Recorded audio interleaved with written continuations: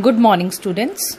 Today we will do our second topic of yoga, elements of yoga. Elements of yoga can be explained in the form of Ashtanga Yoga. Ashta means 8 and Anga means limbs. It means 8 limbs of yoga.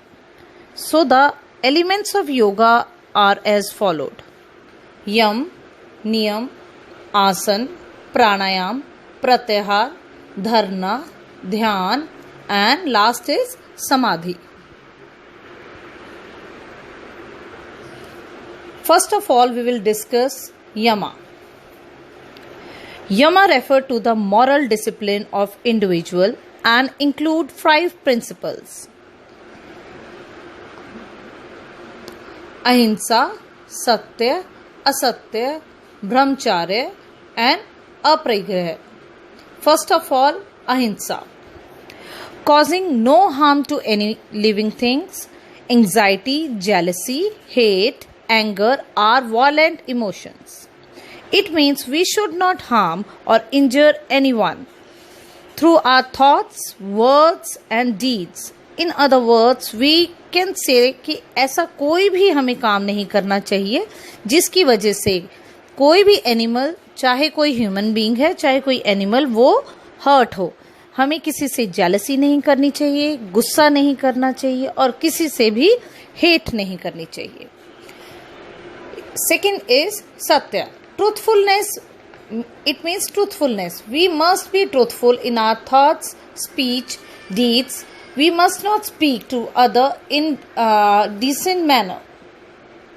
It means saying exactly what one sees and hear with own eyes and ear. आपने अपनी आंखों से जो कुछ देखा और जैसा सुना exactly वैसा ही बताना चाहिए, ना कि अपनी तरफ से कुछ भी ऐड करके बताना चाहिए. असत्य, non-stealing, the inclination to use others' object, money and thoughts for one's own benefit is stealing. Abstention from it is asatya. In other words, we can say that not to steal anything and not to be greedy for others' wealth.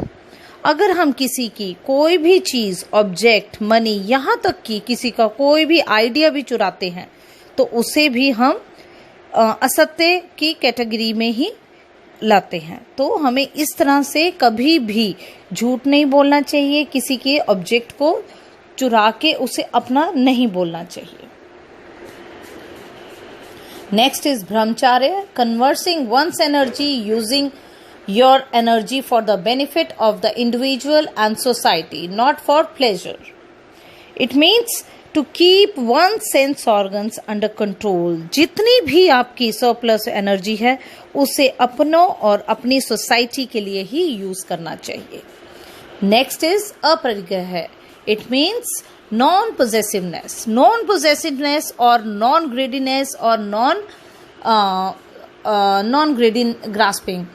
Aparigraha refers to keeping the desire of possession to what is necessary or important depending on one's life stage and context. It means to lead a life with minimum requirement. Even charity is not acceptable. हमें greedy नहीं होना चाहिए और जितनी minimum requirement है उतनी ही चीज़ें लेनी चाहिए. अपनी लाइफ में डिज़ायर्स को बहुत ज़्यादा नहीं बढ़ाना चाहिए क्योंकि सपने और इच्छाएं लिमिट की नहीं होती, ये आउट ऑफ लिमिट होती है. और हर इंसान की ये टेंडेंसी होती है कि उसके अंदर एक डिज़ायर होती है कि ज़्यादा से ज़्यादा उसके पास पैसा हो, ज़्यादा से ज़्यादा हर चीज़ हो जिसको वो अपने पास रख सके.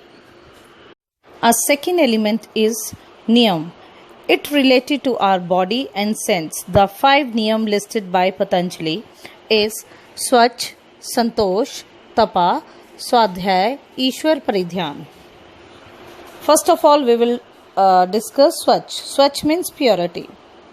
It is purification of internal organs, external body and mentally. Shatkarma are to be performed for purification of the internal organ of the body. Neti, Dhoti, Kapalbhati, Noli, Tratak, Bhasti and are the 6 kriyaएं. It means body की purity के लिए और mind के लिए योगा में 6 क्रियाएं बताई गई हैं, जिनसे कि आपकी बॉडी की internal as well as external purification होती है। नेक्स्ट ये जो स्लाइड है इसमें you can see there are 6 type of neti, 6 type of क्रियाएं, neti, dhauti, nauli, basti, kapalbhati and tratak. Next is santosh, feeling of satisfaction in life. Whatever you have, you should be satisfied with it. अगर हम satisfied नहीं होंगे अपनी लाइफ में तो हम कभी भी खुश नहीं रह पाएंगे। नेक्स्ट इज तपा, to endure the difficulties, obstacle and complex situation easily in achieving the goal. It means keeping mind detached, under control and to tolerate heat, cold and hunger. स्वाध्याय, it is considered as the study of teaching and scripture. Self-study is preferred. It also means introspection and self-study by asking questions like who I am, what should I do, aim of life, to gain real knowledge and spend time with God and good people. इसके साथ आपके अंदर एक introspection अपनी हमेशा करनी चाहिए इंसान को अपने आप में, और अपने आप से सच्चे मन से क्वेश्चन पूछना चाहिए कि अगर who I am, why should I hear, अगर भगवान ने मुझे इंसान के रूप में इस धरती पे भेजा है तो उसके पीछे उसका क्या उद्देश्य है। Next is Ishwar paridhyan, to dedicate all the deeds to God, one surrender one self to God, expelling pride, ego and other impurity from mind. It means complete surrender of self to God in words, deeds and thoughts. Next is asan. Asan means position or posture of body. It also means to sit in easy position. These are slow stretching activities performed to keep the body flexible, agile and young. As you seen in the slide, there are so many postures. These poses help the person to remain healthy and balanced. By practicing asana, one can develop agility, balance, endurance and flexibility. They keep the body free from disease. There are various types of asanas such as corrective asanas, relaxative asanas and meditative asanas. Number 4, pranayam. It is the control of process of breathing. It means appropriate control over inhaling and exhaling. It helps in regulating and metabolic activity, enhance the function of heart and lung. It also provides longevity of life.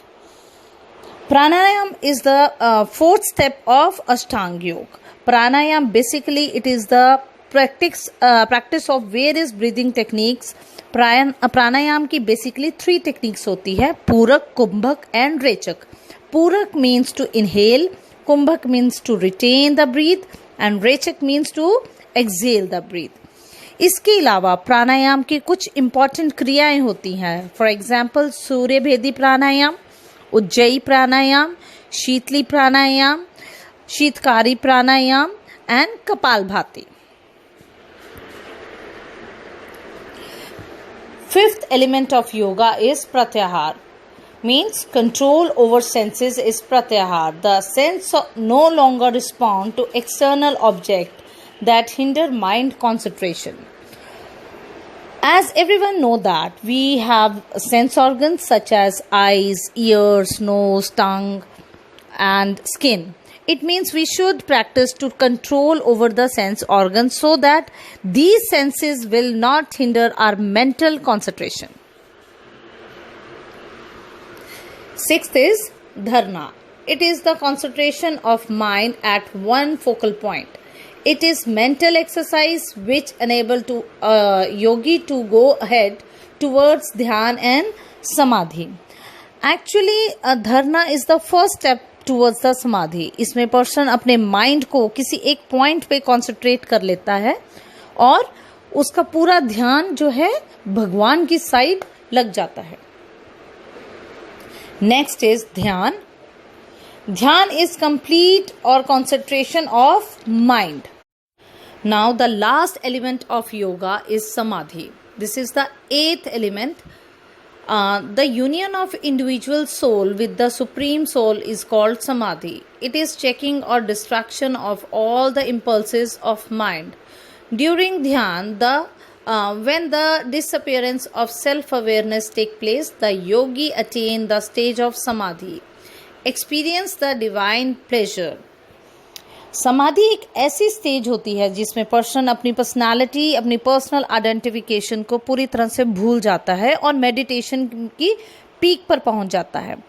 इसमें persons की जो person होता है उसकी sense जो होती है वो रेस्टिंग मोड पे होती है और स्लीपिंग मोड पे होती है, बट उसका जो माइंड होता है वो अलर्ट होता है। इन सभी एलिमेंट से हमारी फिजिकल, मेंटल, इमोशनल, मॉरल जो हेल्थ होती है वो इम्प्रूव होती है। इसके साथ साथ सोशल क्वालिटी और स्पिरिचुअल बैलेंस्ड पर्सन होता है।